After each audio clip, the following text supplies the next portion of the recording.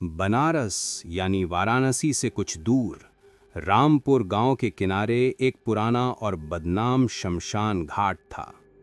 रात के 12 बज रहे थे। सन्नाटा इतना गहरा था कि झींगुर की आवाज भी किसी चीख जैसी लग रही थी। 4 दोस्त विक्रम, रोहन, अमित और कबीर वहां चोरी छिपे शराब पीने बैठे थे। विक्रम, जो ग्रुप का सबसे निडर और घमंडी लड़का था, हमेशा माँ भूत का मजाक उड़ाता था। रोहन ने नशा चढ़ने पर एक पुरानी कब्र की तरफ इशारा किया, जो एक सूखे हुए पीपल के पेड़ के नीचे थी। उस कब्र पर सिंदूर और काले धागे बंधे हुए थे।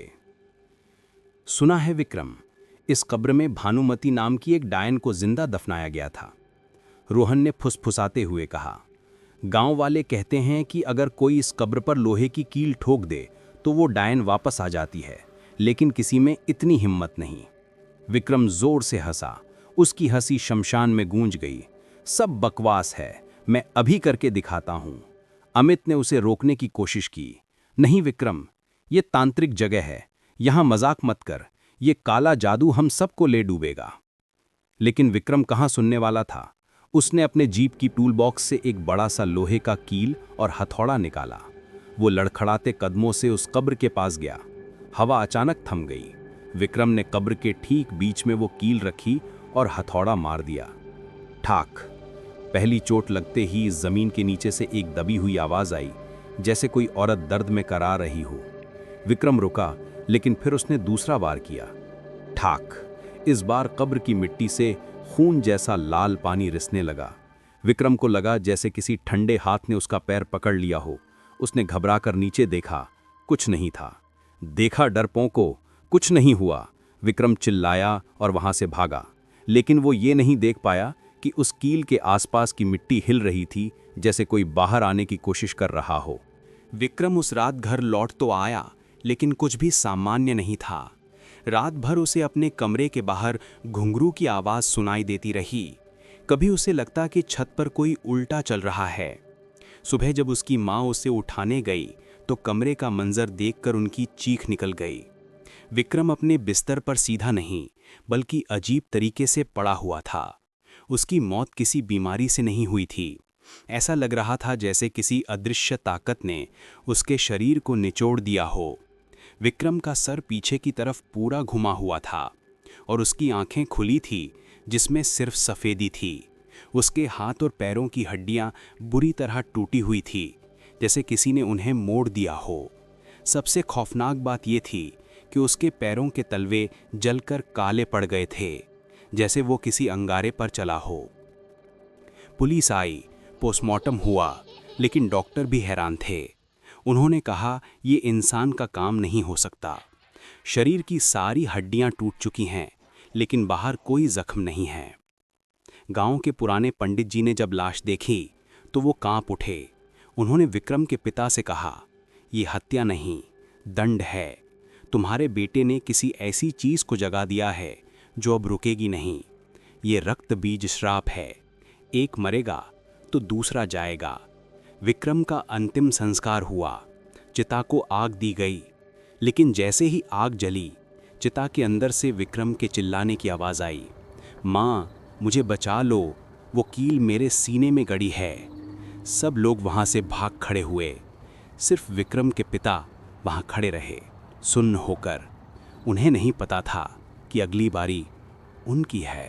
विक्रम की मौत के 3 दिन बाद घर में अजीब घटनाएं शुरू हो गईं।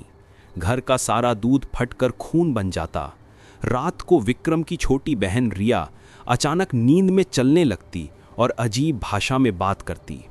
एक रात रिया ने चाकू उठा लिया और अपने पिता की तरफ बढ़ी। खून चाहिए, मुझे खून चाहिए, वो किसी भारी मर्दाना आवाज में बोल रही थी। घबराकर परिवार ने अघोरी बाबा भैरवनाथ को बुलाया, जो शमशान में रहते थे। बाबा घर में घुसते ही रुक गए। उन्होंने जमीन पर राख फेंकी और वो राख अपने आप काली पड़ गई।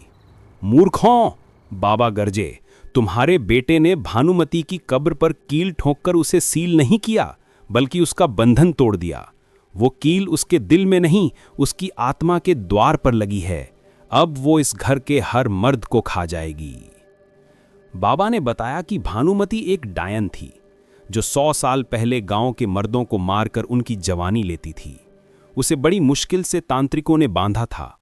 विक्रम की शरारती ने उसे आजाद कर दिया था। इसका एक ही उपाय है, बाबा ने कहा। हमें आज ही अमावस्या की रात खत्म होने से पहले उस कील को वापस निकालना होगा, लेकिन उसे हाथ से नहीं, दांतों से खींचकर निकालना होगा, और ये काम विक्रम के खून को ही करना पड़ेगा। जिम्मेदारी अब विक्रम के छोटे भाई अर्जुन पर आ गई थी। अगर वो कील नहीं निकली तो सुबह तक पूरा खानदान खत्म हो जाएगा। रात के 3 बजे अर्जुन और अघोरी बाबा उस शमशान घाट पर पहुंचे। हवाएं तेज थी और बारिश शुरू हो चुकी थी। भानुमती की कब्र अब वैसी नहीं थी। वहां की मिट्टी धक धक कर रही थी, जैसे कोई दिल धड़क रहा हो। वो लोहे की कील अभी भी वहीं गड़ी थी, लेकिन अब वो गर्म होकर लाल पड़ चुकी थी। अघोरी बाबा ने चारों तरफ सुरक्षा घेरा बनाया और मंत्र पढ़ने शुरू किए। जाओ अर्जुन, कील निकालो। अर्जुन कब्र के पास गया। जैसे ही वो झुका, जमीन से सैकड़ों काले हाथ निकले और उसे पकड़ लिया। हवा में भानुमती की चीख गूंजी, मेरा शिकार मत छीनो। अर्जुन ने अपनी आंखें बंद की, विक्रम का चेहरा याद किया और अपने दांतों से उस गर्म लाल कील को पकड़ लिया। उसका मुंह जल रहा था, मसूड़ों से खून बह रहा था। बाबा के मंत्र तेज हो गए। अर्जुन ने पूरी ताकत लगाई। एक झटके के साथ कील बाहर निकली। उसी वक्त कब्र से एक काला धुआं निकला जो अर्जुन के चेहरे से टकराया और चीखते हुए आसमान में गायब हो गया। सब कुछ शांत हो गया। अर्जुन जिंदा था, लेकिन उसका चेहरा बुरी तरह जल चुका था। घर पर रिया होश में आ गई थी। सबको लगा बला टल गई, लेकिन कहानी यहां खत्म नहीं होती। कुछ महीनों बाद अर्जुन शहर चला गया। एक रात वो शीशे के सामने ब्रश कर रहा था। अचानक उसने देखा कि उसके मसूड़ों से खून आ रहा है। जब उसने अपना मुंह खोला तो उसने देखा कि उसके गले के अंदर वही लोहे की कील वापस उग आई है।